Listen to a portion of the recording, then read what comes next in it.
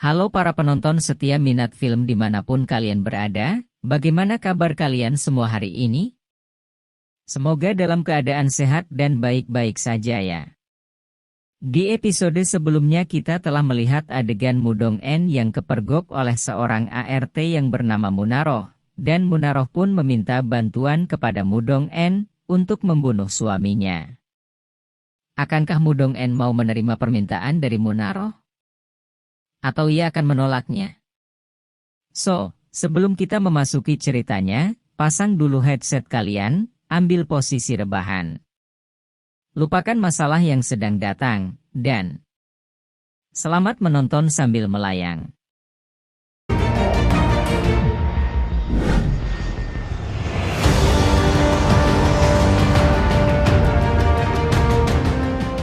Cerita diawali dengan memperlihatkan seorang anak yang sedang menangis di tepi jalan, sembari memegang sebuah handphone di tangannya. Yang mana anak itu sedang mencari sebuah peraturan hukum tentang kekerasan dalam rumah tangga. Anak itu bernama Sun A. Kemudian Mudong En yang menggunakan mobil, lewat di samping Sun A dan hendak menuju ke rumah Munaroh. Mudong En hanya berada di tepi jalan, sembari melihat Munaroh yang sedang dihajar habis-habisan oleh suaminya. Tak lama setelah itu, Sun A bergegas masuk ke rumahnya, demi melindungi ibunya dari ayah yang gak ada akhlak itu. Ternyata Sun A merupakan anaknya Munaroh. Akan tetapi, usaha Sun A sia-sia, karena ayahnya mengabaikannya, dan terus menghajar ibunya. Karena diabaikan ayahnya, Sun A pun mengambil sebuah sajam, lalu ia menodongkan sajam itu ke ayahnya. Sontak sang ayah pun kesal, dan hendak melampiaskan amarahnya kepada Sun A. Melihat anaknya yang akan dihajar juga, membuat Munaroh seketika itu menjadi seorang Wonder Woman. Hal seperti ini sering dialami oleh Munaroh dan Sun A, hingga membuat Munaroh meminta bantuan kepada Mudong En untuk menyingkirkan suami yang psikopat itu. Scene beralih ke Yojong, tampak di sana Yojong sedang merawat seorang bocah SMA. Yojong kini kembali menjadi seorang dokter magang di salah satu rumah sakit Seoul, Korea. Namun Yojong masih tidak bisa melupakan sosok Mudong En yang telah hadir di dalam hidupnya. Yojong sangat penasaran dengan sosok Mudong En, terlebih lagi Mudong En pergi sebelum menyelesaikan permainannya. Yang membuat Yojong ingin mengetahui tujuan hidup dari Mudong En. Sebenarnya, waktu pertemuan terakhir mereka dulu, Yojong sempat menanyakan tujuan Mudong En. Namun Mudong En enggan menjawabnya. Kemudian Yojong meminta bantuan Mudong En, ia berharap Mudong En membantunya untuk menemukan tujuan hidupnya juga. 나문 사실은 나도 어디로든 가고 싶은데 서울 주병원 아들이죠. 그럼 다 온 거 아닌가? Mudong En pun mengatakan kepada Yojong bahwa ia telah menemukan tujuan hidupnya dengan menjadi dokter rumah sakit milik ibunya. Karena itulah, Yojong kembali menjadi dokter magang di rumah sakit itu. Di tempat lain, Mudong En bertemu dengan Munaroh di dalam mobilnya. Tampak di sana Mudong En siap membantu Munaroh, begitu juga sebaliknya.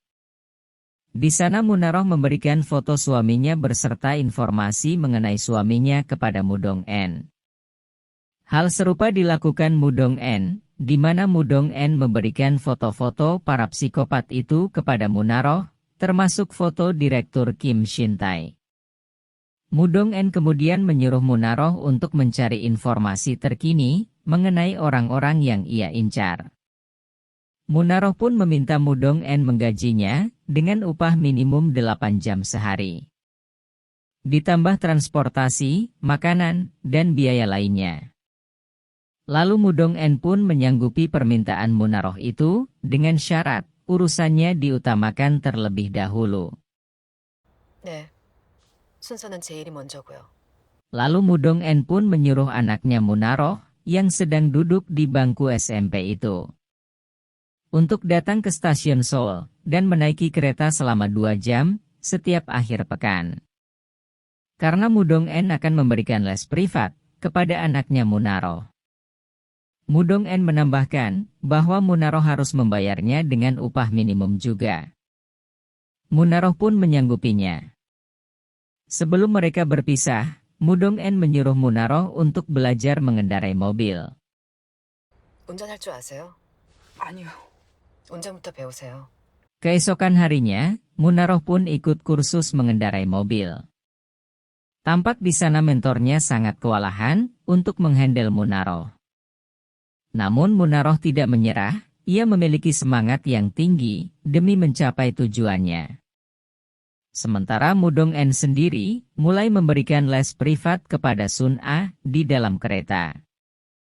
Di sana Sun-a bertanya kepada Mudong-en, bukannya seorang guru sekolah tak boleh memberikan les berbayar kepada murid? Lalu Mudong-en pun membenarkan pertanyaan Sun-a, dan karena peraturan itu juga yang membuat tempat mereka les privat dilakukan dalam kereta. Sin beralih ke Munaro. Tampak di sana Munaro dengan ekspresi yang sangat bahagia, menunjukkan SIM yang baru ia dapatkan kepada Mudong-en. Mudong-en yang melihat Munaro sudah memiliki SIM, lalu ia memberi Munaro sebuah mobil. Agar Munaro lebih efektif dalam menjalankan tugasnya, mengumpulkan informasi yang Mudong-en butuhkan. Munaro yang dikasih Mudong-en mobil, ia pun tambah bahagia.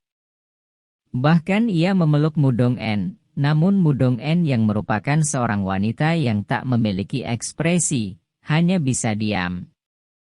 Namun saat Munaro yang sedang merasa sangat bahagia itu, tiba-tiba. 카메라는 사용할 줄 아세요?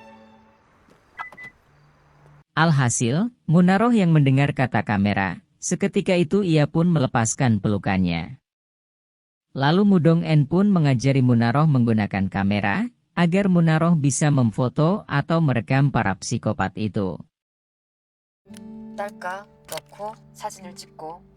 Keesokan harinya, Munaro pun memulai debutnya dengan memantau Park Yeon-jin yang tampak habis keluar dari gedung. Dilanjutkan dengan mengawasi Lisara, yang sok taat beribadah, sedang berdoa di gereja. Padahal sebenarnya pecandu barang haram. Setelah melakukan pekerjaannya, Munaro pun memberikan laporannya kepada Mudong-en di tempat yang telah mereka berdua sepakati, yaitu di parkiran. Sebelumnya Mudong-en menyuruh Munaro untuk menyimpan laporannya di dalam mobil dinasnya. Saat Mudong-en memeriksa hasil kerja dari Munaro, terlihat di sana Park Yeon-jin membawa anaknya ke dokter mata. Mudong-en yang melihat itu, ia pun menjadi penasaran. Dan dengan sigapnya, ia pun mendatangi tempat itu. Saat Mudong-en melihat informasi yang ada di pintu rumah sakit mata itu, Mudong-en pun akhirnya mengetahui sesuatu. Dan mengingat masa lalu, yang mana Jae-jun pernah menghajar teman sekelasnya habis-habisan, akibat mengejek Jae-jun yang buta warna. Di sisi lain, terlihat Park Yeon-jin yang didatangi anaknya. Anak Park Yeon-jin ini bernama Hae-sol. Di sana Hae-sol mengatakan kepada ibunya bahwa ia ingin seperti ibunya, yang menjadi seorang presenter, pembawa berita perkiraan cuaca. Park Yeon-jin yang mendengar itu pun, ia tampak sangat senang. Akan tetapi, saat Hae-sol mengatakan bahwa sepatunya berwarna merah, bukannya berwarna hijau, membuat Park Yeon-jin terdiam seketika, sehingga membuat Park Yeon-jin menjadi panik. Kemudian Park Yeon-jin mengatakan kepada Hae-sol bahwa warna sepatunya tidaklah penting, yang terpenting adalah tampak mahal dan langka. Ditambah lagi Hae-sol bisa mendapatkan berapapun jumlah yang ia inginkan. Park Yeon-jin menambahkan kepada anaknya bahwa semua harga yang ada di dunia ini ditulis dengan angka, bukan warna. Kemudian Park Yeon-jin meminta anaknya agar ia tidak memberitahukan bahwa ia buta warna kepada ayahnya Hadoyong. 아빠한텐 비밀이지? Singkat cerita, seorang ibu yang merupakan member golf di tempatnya Jae-jun merekomendasikan salah satu temannya untuk diterima menjadi anggota baru di tempat golfnya. Dan ibu itu berharap agar Jae-jun memudahkan temannya untuk masuk. Ibu itu menambahkan bahwa temannya memiliki kualitas untuk menjadi anggota. Yang mana temannya itu merupakan ibu dari pemilik Japyeong Construction. Jae-jun yang mendengar perusahaan itu, ia pun mengetahui bahwa ibu yang hendak mendaftar menjadi anggota baru golf tempatnya, merupakan ibunya Hadoyong, suaminya Park Hyun-jin. Jelas Jae-jun menolak mentah-mentah keanggotaan ibunya Hadoyong itu. 당분간 새 멤버 심사 안 할 거니까 서류 받지 마. Di sisi lain, Hadoyong yang merupakan orang yang sangat sibuk mengajak rekan kerjanya untuk bermain Igo bersamanya. Sembari bermain Igo, mereka berdua membicarakan proyek Go Square, yaitu tempat orang-orang bermain Igo. Akan tetapi, saat mereka sedang membicarakan proyek Go Square, di meja lain terlihat orang-orang sedang berkumpul, menyaksikan pertandingan Igo yang sangat sengit. Yang mana, meja itu terdapat Mudong En, yang sedang mengalahkan pemilik restoran Iga, yang bertaruh 20 ribuan sekali main.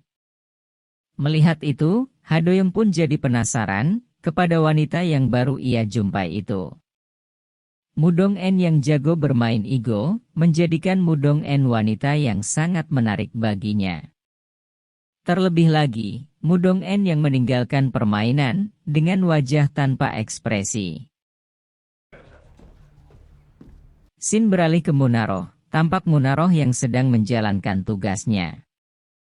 Kali ini, Munaroh mengawasi Hejong, yang baru pulang kerja sebagai pramugari. Di sana, terlihat Hejong yang sangat kegirangan, melihat mobil Jae-jun, yang datang untuk menjemputnya. Namun saat kaca mobil dibuka, ternyata Myung-oh yang ada di dalam. Meskipun bukan Jae-jun yang menjemput, Hejong juga tak alergi dengan Myung-oh. Karena Myung-oh adalah orang lama yang ia kenal. Terlebih lagi, Myung-oh merupakan mak comblangnya, untuk memperkenalkannya kepada pria yang kaya raya. Jika kalian sadar, di antara kelima psikopat itu, hanya mereka berdua yang tidak menjadi kaya. Selain karena mereka bukan keturunan orang kaya, pola pikir mereka juga bermasalah. Makanya mereka berdua berusaha mencari orang kaya, agar nasib mereka berdua berubah. Namun jika tidak mendapatkan orang kaya, maka mereka akan memanfaatkan ketiga sahabatnya itu. Persis seperti mental anak-anak di negeri Konoha ya guys. Singkat cerita, saat Mudong En hendak memberikan les privat kepada Sun-a di dalam kereta tempat mereka biasanya, Mudong En malah tak sengaja bertemu lagi dengan Yojong, yang mengisyaratkan bahwa mereka mungkin akan bersama lagi. Karena sudah lama tidak bertemu, mereka berdua pun akhirnya mengobrol. Sebelum mereka mengobrol, Mudong En mengirim pesan kepada Sun-a untuk menunggunya 10 menit. 10분 후에 시작하자. Di obrolan itu, Yojong pun mengucapkan selamat kepada Mudong En yang telah lulus seleksi guru. Dan Yojong menambahkan, kalau ia akan pergi ke konferensi akademis di Semyong Korea bersama beberapa profesor. Kemudian Mudong En mengatakan kepada Yojong, bahwa ia mendengar kalau Yojong menjadi perwira medis AD. Yojong pun menjawab bahwa ia telah lama keluar dari sana. Kemudian Yojong bertanya kepada Mudong En, dari mana ia mendengar itu? Mudong En pun menjawab, bahwa ia mendengar itu dari pria tua yang ada di taman. Karena obrolan itu, Yojong akhirnya tahu bahwa Mudong En sering ke taman untuk mencarinya. Alhasil, Mudong En pun mengalihkan pembicaraan dengan mengatakan, apakah ia harus mengiriminya surat? Yojong pun jadi teringat saat ia menjadi perwira medis AD, ia pernah menerima salah satu surat dari lapas. Kemudian ia pun mengatakan ke Mudong En bahwa ia tidak suka menerima surat. Menandakan bahwa surat yang dikirim dari lapas itu membuat Yo Jong tidak merasa nyaman. Yo Jong menambahkan kepada Mudong En bahwa sebelum ia bertemu Mudong En, ia merupakan orang yang sangat kacau dan tak tentu arah. Namun saat ia bersama Mudong En dan bermain ego bersama, membuatnya sekarang lebih baik. Kemudian Yo Jong pun memberikan kartu namanya ke Mudong En, ia berharap Mudong En menghubunginya.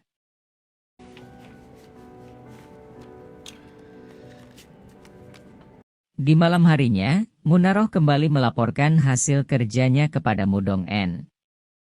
Namun kali ini, ia tidak memfotonya, melainkan merekam sebuah momen langka. Di mana Direktur Kim kedapatan memiliki hubungan di luar nalar akal sehat bersama supir pribadinya. Dari sini Mudong En baru mengerti bahwa sang supir bernama Jo Soo Hyun. Sebelumnya, Mudong En mengira bahwa nama Jo Soo Hyun adalah perempuan. Alhasil, mereka berdua tahu bahwa Direktur Kim Shin Tae bermain pedang-pedangan bersama supir pribadinya. Yang membuat Munaroh tertawa ngakak mengetahui momen aneh itu. Namun Mudong En enggan tertawa, Munaroh pun mengatakan kepada Mudong En, walaupun ia sering dipukuli suaminya, namun ia tetaplah orang yang sama, yaitu orang yang memiliki sifat ceria. Mendengar itu, Mudong En sempat tertawa juga. 난 매맞지만 명랑한 년이에요. 세상에. Akan tetapi, Mudong En segera tersadar dan menyuruh Munaroh untuk tidak berkata seperti itu lagi. Mudong En pun menambahkan kepada Munaroh bahwa ia tak ingin tertawa, dikarenakan jika ia merasa bahagia sekarang, maka ia akan lupa untuk melakukan apa yang telah direncanakannya selama ini. Mendengar itu, Munaroh pun menjadi berempati kepada Mudong En, yang mana Mudong En orang yang sebenarnya baik, namun ia harus mengalami tragedi di dalam hidupnya. Keesokan harinya, Mudong En mendatangi guru yang pernah menghajarnya sewaktu di sekolah dulu. Di sana terlihat, Guru Kim sudah melupakan sosok Mudong En yang telah keluar dari sekolah pada tahun 2004 silam. Sampai akhirnya, Sohan tiba di sana, Mudong En pun berpura-pura bertanya kepada Sohan, apa yang sedang ia lakukan di sini? Sohan pun menjawab, 여기 우리 본가야. 우리 아버지셔. 진짜요? 와, 어쩜 이런 인연이 있죠? Kemudian Mudong En pun mengatakan kepada Sohan bahwa dulu ia merupakan murid dari Guru Kim. Yang membuat Guru Kim seketika teringat masa lalunya, saat ia menghajar Mudong En habis-habisan. Jadi, selama ini Mudong En merencanakan balas dendamnya, dengan cara mendekati anak Guru Kim yaitu Sohan. Dan alasan kenapa Mudong En mengetahui Sohan adalah anak dari Direktur Kim, dikarenakan arloji yang dipakai Sohan, dan foto Sohan yang berada di meja Guru Kim dulu. Singkat cerita, di malam harinya, Mudong En mengajak Myung-oh untuk bertemu di atap gedung sekolahnya dulu. Di sana Myung-oh bertanya kepada Mudong En, kenapa ia mencoret namanya dalam daftar balas dendamnya? Mudong En pun menjawab bahwa ia tidak ingin balas dendam kepada Myung-oh, dikarenakan Myung-oh tidak memiliki apa-apa untuk diambil. Mendengar itu, Myung-oh pun jadi tak terima dengan perkataan Mudong En. Lalu ia hendak mendorong Mudong En ke bawah, namun Mudong En tidak takut sama sekali. Kemudian Mudong En mengingatkan kepada Myung-oh peristiwa kematian siswi yang bernama Sohee. Jadi, Sohee merupakan siswi yang pernah dibully oleh kelima psikopat itu sebelum Mudong En, dan ia mati dari atas gedung yang mereka injak sekarang. Yang membuat Myung-oh jadi enggan mendorong Mudong En, malahan ia takut dengan ancaman Mudong En itu. 야, 씨. 나 아니야. 내가 안 죽였어. 알아. Mudong-en sudah tahu kalau bukan Myung-oh pelakunya. Malahan Mudong-en memberi informasi sebenarnya kepada Myung-oh. Agar Myung-oh bisa memeras pelakunya dan mendapatkan uang dari pelaku yang sebenarnya. Namun sebagai barter dari informasi itu, Mudong-en meminta kepada Myung-oh rambut milik Jae-jun. Myung-oh heran dengan Mudong-en yang meminta rambutnya Jae-jun, mengira kalau Mudong-en memiliki anak dari Jae-jun. Mudong-en pun mengabaikan prasangka Myung-oh tersebut. Dan yang terpenting adalah, Myung-oh tidak pernah dicoret dari daftar balas dendamnya. 너 안 뺐어, 명호야. 네가 가진 게 왜 없어? 하나 있잖아. Di sisi lain, terlihat Lisara yang sedang terkapar, akibat mengkonsumsi barang haram, dan melakukan trisom. Yang membuat ibunya semakin stres melihat tingkah anaknya. Akan tetapi, walaupun tindakan anaknya sudah melampaui batas, Ibu Lisara masih memakluminya. Karena Lisara adalah tulang punggung keluarga, terlebih lagi Lisara merupakan pelukis terkenal. Sehingga lukisannya selalu laku keras, di setiap ia mengadakan pameran lukisan. Dan karena itu juga, ibunya bisa bergaul dengan ibu-ibu konglomerat lainnya.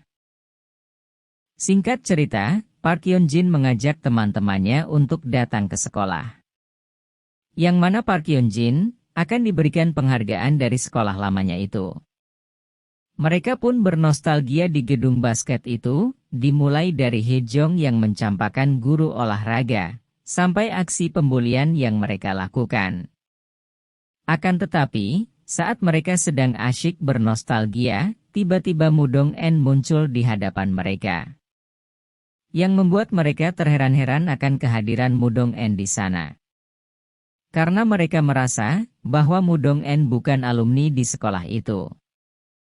Namun Mudong-en mengabaikan semua itu, dan menyebutkan pekerjaan mereka saat ini, yang sesuai dengan impian mereka dulu. Menandakan bahwa Mudong-en selalu mengawasi mereka. Kemudian Mudong-en mengatakan kepada mereka, bahwa ia mendapatkan pekerjaan baru di Semyong. Jadi kertas yang selalu ia pungut dari sampah, dan disusun kembali itu. Ia tunjukkan kepada Direktur Kim Shin-tae, di dalam surat itu tertulis bahwa Direktur Kim Shin-tae akan membagikan warisannya kepada supir pribadinya, tanpa sepengetahuan anaknya. Yang membuat Direktur Kim Shin-tae merasa terancam. Namun Mudong-en tidak akan membocorkan rahasia milik Direktur Kim Shin-tae, asalkan ia diterima menjadi wali kelas 1 dan 2 di SD Semyong, tempat Direktur Kim. Yang mana kelas itu akan diisi oleh anaknya Park Hyun-jin. Mudong-en menambahkan kepada Direktur Kim Shin-tae bahwa ia juga memenuhi syarat menjadi guru di sana, yaitu ia memiliki sertifikasi seorang guru, dan ia tinggal di Semyong. Alhasil, Mudong-en pun diterima di SD Semyong, dan akan mengajar di semester baru. Shin beralih kembali ke sekolah, ketika Park Hyun-jin sedang menerima penghargaan, Mudong-en pun meneriakinya. Yang membuat para psikopat melihat ke arahnya, termasuk Park Hyun-jin. Yang kesal kepada Mudong-en, dan bertanya-tanya maksud Mudong-en itu. 파이팅 박연진! 브라보! 멋지다 현진아! Akan tetapi, video kali ini pun harus bersambung, tunggu kelanjutan part selanjutnya ya guys. Tapi sebelum itu bantu like dan komen guys, dan pastikan kalian tidak ketinggalan update video selanjutnya. See you!